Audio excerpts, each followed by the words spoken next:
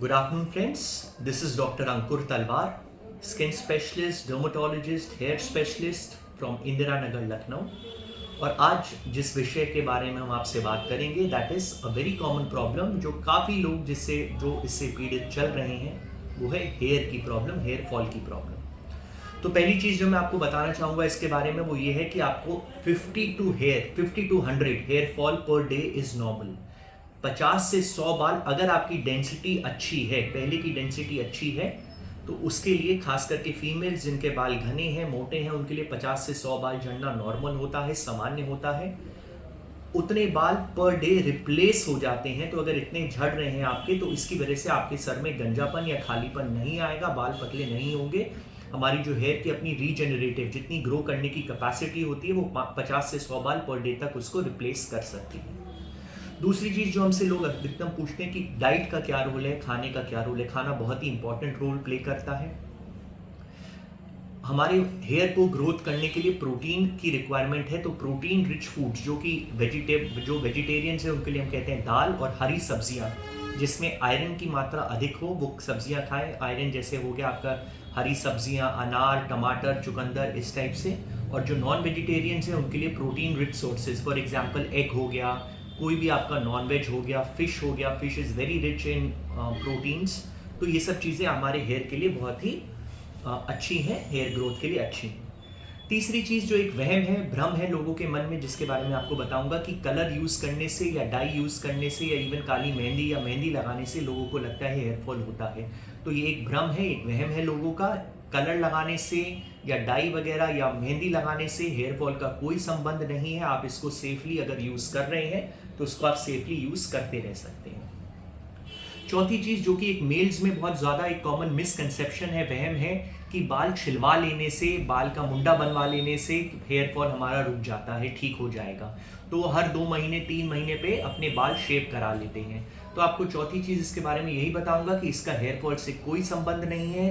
अधिकतम दिखता फर्क क्या पड़ता है, जब जिस किसी के बाल लंबे हो, उनको बाल झड़ते हुए दिखेंगे, उनको दिखते हैं, तो उनको उस चीज़ के बारे में परेशानी होती है, टेंशन होती है। जब आप बाल छिलवा लेते हैं, बाल रहते नहीं या छोटे बाल रहते हैं, तो वो झड़ते हुए दिखेंगे नहीं, तो लोगों को लगता है कि बाल का झड़ना रुक गया या बाल का झड़ना बंद हो गया, पर ऐसा होता नहीं है।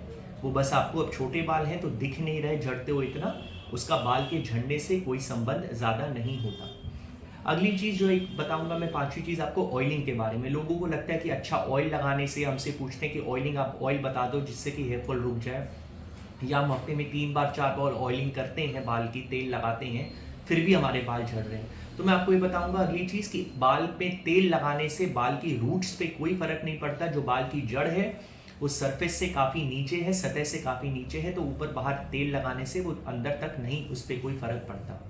तेल से क्या है, आपके बाल का टेक्सचर, रूखापन, कोई स्प्लिट एंड्स हो, कोई रूखे बाल हो, बाल की क्यूटिकल जो निकल रही है उसमें इंप्रूवमेंट आता है। पर हेयर फॉल का पर से इसमें कोई रोल नहीं है। इनफैक्ट फॉरेन कंट्रीज़ में, विदेश में, जहाँ ऑयल का यूज़ ही नहीं होता, वहाँ भी ऐसा कुछ नहीं है कि वहाँ जो लोग तेल नहीं लगाते तो उनको हेयर फॉल हो रहा है। तो उससे टेक्सचर और बाल स्मूथ हो सकते हैं, पर इन जनरल हेयर फॉल का उससे कोई अलग से संबंध नहीं है।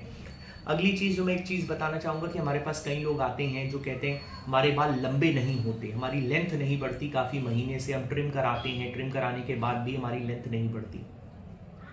तो जो लेंथ ऑफ द हेयर है वो एक जेनेटिक चीज़ है, आपका जेनेटिक होता है। जैसे आप बच्चे होते हैं तभी आपकी जीन्स की वजह से वो डिसाइड हो जाता है कि हर किसी के बाल कितनी लेंथ तक ग्रो कर सकते हैं।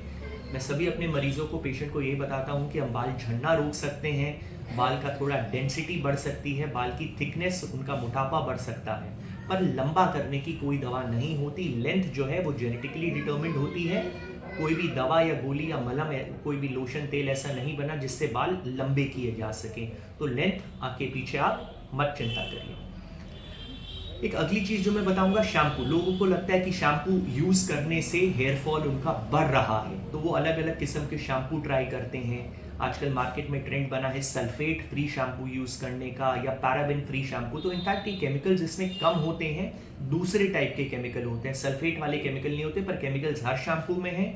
जो भी आपका शैम्पू झाग बना रहा है उसमें केमिकल थोड़ा बहुत होता है, पर शैम्पू यूज करने से हेयर फॉल का कोई इन जनरल नहीं है। जिस दिन शैम्पू करेंगे उस दिन हेयर फॉल बढ़ता है, क्योंकि जो मरे हुए बाल, डेड हेयर जो होते हैं, जो सर में फंसे हुए होते हैं, आप जब शैम्पू करेंगे तो वो डेड हेयर निकलेंगे ही निकलेंगे। तो उस समय आपको लगता है कि वो उस दिन ज़्यादा हेयर फॉल है, नहीं, वो आपके मरे हुए बाल हैं, वो सर में फंसे हुए हैं। आप जब भी धोएंगे, शैम्पू करेंगे, उनका निकलना स्वाभाविक है।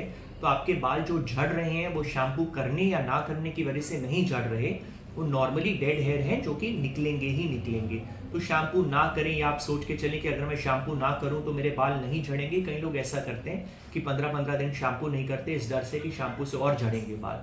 तो दैट इज़ ऑल्सो मिसकंसेप्शन। आप अपने सर को साफ रखिए, हफ्ते में कम से कम 2 से 3 बार कोई भी शैम्पू से आप सर धो सकते हैं। अगर आपके सर में कोई डैंड्रफ या कोई प्रॉब्लम नहीं है तो any normal shampoo is good enough. अगली चीज़ जो मैं बताऊंगा, जनरली बाल किस वजह से ज़्यादा झड़ते हैं। तो मैंने आपको रीजंस बताए जो कि नहीं झड़ते, तब मैं एक रीजंस कुछ बताना चाहूँगा कि किस वजह से झड़ते हैं।